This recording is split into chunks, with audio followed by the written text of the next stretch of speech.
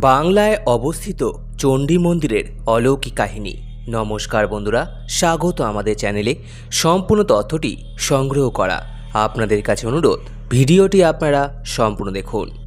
আজ জ্যৈষ্ঠ মাসের শেষ মঙ্গলবার শ্রী শ্রী মঙ্গলচণ্ডী মায়ের পুজো ও মঙ্গলচণ্ডী ব্রত সম্পন্ন হবে। আমাদের বাংলার বণিক সম্প্রদায় মধ্যযুগীয় বাংলায় বেশ প্রভাবশালী ও শক্তিমান ছিলেন। মনসামঙ্গল থেকে বিভিন্ন মঙ্গল কাব্যগুলিতে আমরা দেখি সাধারণ মানুষের পুজো পাওয়ার জন্য দেবদেবীরা বাংলার বণিক সম্প্রদায়ের ওপর প্রভাব বিস্তার করার চেষ্টা করেছেন। নদীবন্দর হিসাবে তাম্রলিপ্তের পতনের পর সপ্তগ্রামের উত্থান সরস্বতী নদীর উল্লেখযোগ্য ভূমিকা ছিল। এই নদীর গতিপথ মূলত বর্তমান হাওড়া ও হুগলি জেলার মধ্য দিয়েই ছিল।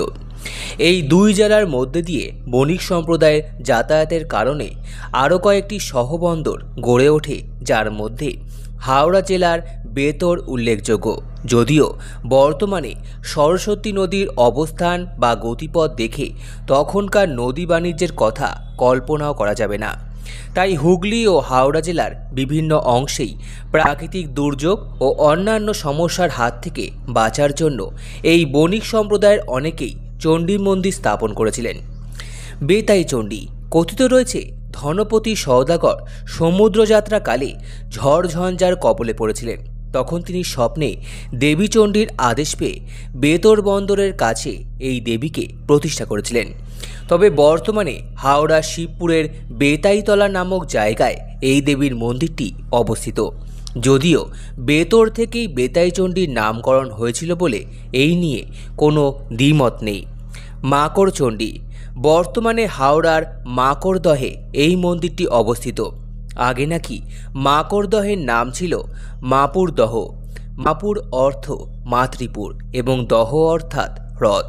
শোনা যায় মকর নাকি মাকড়চণ্ডী বাহন, আর থেকেই এই নামকরণ। লোকবিশ্বাস অনুসারে অধুনা লুপ্ত সরস্বতী নদীর পশ্চিম তটে চণ্ডীমঙ্গল কাব্যের বণিক খণ্ডে বর্ণিত শ্রীমন্ত সওদাগর নাকি এই মন্দির প্রতিষ্ঠা করেন। হাওড়ার ডোমজুর ব্লকের মাকড়দহ বহু পুরনো জনপদ। জমিদার রামকান্ত কুণ্ডু চৌধুরী বর্তমান মন্দিরটি তৈরি করান 1743 সালে। যদিও এর বহু আগে থেকেই এই মন্দিরের অস্তিত্ব ছিল। এই চণ্ডী মন্দির সম্ভবত লোকায়ত দেবী ছিলেন। এই মন্দিরের ইতিহাসের সাথে চণ্ডীমঙ্গল কাব্যের যোগ পাওয়া যায়। এককালে এই অঞ্চল দিয়ে সরস্বতী নদী প্রবাহিত হতো। এই অঞ্চলের কিছু কুকুর খাল এই মজে যাওয়া নদীর সাক্ষ্য বহন করেন। লোককথা অনুসারে এই নদী বেয়ে ধনপতি সওদাগর পুত্র শ্রীমন্ত সওদাগর নৌকো নিয়ে বাণিজ্যকালে স্বপ্নাদেশ পেয়ে এই মন্দির প্রতিষ্ঠা করেছিলেন। মন্দিরে রাখা 3টি পাথর আজও মন্দিরের প্রাচীন অস্তিত্বের চিহ্ন বহন করছে। কিংবদন্তি অনুসারে প্রথমে একটি বিশাল প্রস্তর খণ্ড ছিল, যেটিকে মাতৃরূপে পুজো করতেন পুরোহিত। কিন্তু পুরোহিত যখন একদিন বয়সের ভারে কমজোর হয়ে পড়েন, একদিন দেবীকে বিশাল থেকে রসস্বরূপ ধারণ করতে প্রার্থনা করেন, যাতে প্রস্তর খণ্ডকে সিঁদুর লেপন করতে অসুবিধা না হয়। তারপর নাকি দেবী পাতালে প্রবেশ করতে থাকেন। যেটুকু অংশ পুরোহিত ধরতে পেরেছিলেন ততটুকুই রয়েছে বর্তমানে। সময়ের সাথে সাথে এই মন্দির বেতবনে ঢেকে যায়। এক ব্রাহ্মণ স্বপ্নাদেশ পেয়ে সেই স্থান পবিত্র করে আবার পুজো শুরু করেন। জমিদার এটিকে পুনর্নির্মাণ করান। বোড়াই চণ্ডী লোককথা অনুসারে শ্রীমন্ত সওদাগর প্রতিষ্ঠিত আরেকটি মন্দির হল চন্দননগরের বোড় অঞ্চলে প্রতিষ্ঠিত বোড়াই চণ্ডী মন্দির।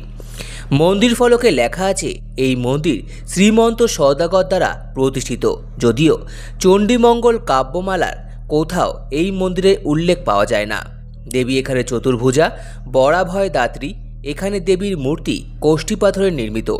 জয়চণ্ডী হাওড়া আরামবাগ রেলপথে মায়াপুর স্টেশন থেকে বাস পথে বলরামপুর স্টপেজে নেমে হাট বসন্তপুর গ্রাম। এখানকার আরাধ্যা দেবী জয়চণ্ডী। শাস্ত্রমতে দেবী দ্বিভুজা, ত্রিনয়নী, গৌরবর্ণা, শালঙ্করা, পদ্মের ওপর দণ্ডায়মান, বরাভয় মুদ্রাযুক্ত। দ্বারিকা চণ্ডী হুগলি জেলার চন্দননগর সাব ডিভিশনের দ্বারহাট্টা গ্রামের লোকদেবী। ইনি মূলত মাঝি মাল্লা সম্প্রদায়ের পূজিতা দেবী। লোকবিশ্বাস অনুসারে এই দেবীর কৃপায় নাকি সাপে কাটা রোগীও আশ্চর্যজনকভাবে বেঁচে যান। চণ্ডী পশ্চিমবঙ্গের অন্যতম জনপ্রিয় লৌকিক দেবী। খ্রিস্টীয় ত্রয়োদশ থেকে ঊনবিংশ শতাব্দীর মধ্যবর্তী সময়ে দেবী চণ্ডীর মাহাত্ম্য প্রচারের জন্য একাধিক চণ্ডীমঙ্গল কাব্য রচিত হয়। এর ফলে লৌকিক চণ্ডী দেবী মূলধারার হিন্দু ধর্মে স্থান করে নেন। মঙ্গল কাব্য ধারার চণ্ডী দেবী কালীর সমতুল্য। তিনি শিবের স্ত্রী গিরিজা পার্বতীর অবতার, গণেশ ও কার্তিকের জননী। চণ্ডী ধারণাটি নানা বিবর্তনের মধ্য দিয়ে এসেছে, তাই চণ্ডী পুজো বিভিন্ন প্রকারে। চণ্ডী সৌভাগ্যের দেবী। সুখ সমৃদ্ধি, সন্তান বিজয় ইত্যাদি কামনায় তার মঙ্গলচণ্ডী, সংকটমঙ্গল চণ্ডী, রণচণ্ডী ইত্যাদি মূর্তিগুলোর পুজো করা হয়। ওলায় চণ্ডীর পুজো হয় মহামারী ও গবাদি পশুর রোগ নিবারণের উদ্দেশ্যে। পশ্চিমবঙ্গের বহু গ্রামের নামের সঙ্গে দেবী চণ্ডীর নাম যুক্ত রয়েছে।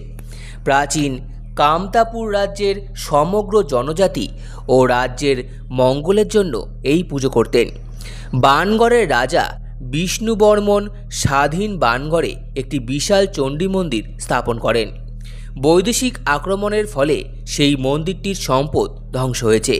সম্পূর্ণ ভিডিওটি দেখার জন্য আপনাদের সকলকে অসংখ্য ধন্যবাদ। ভিডিওটি ভালো লেগে থাকলে লাইক, কমেন্ট, শেয়ার এবং চ্যানেলটিকে অবশ্যই সাবস্ক্রাইব করুন। ধন্যবাদ।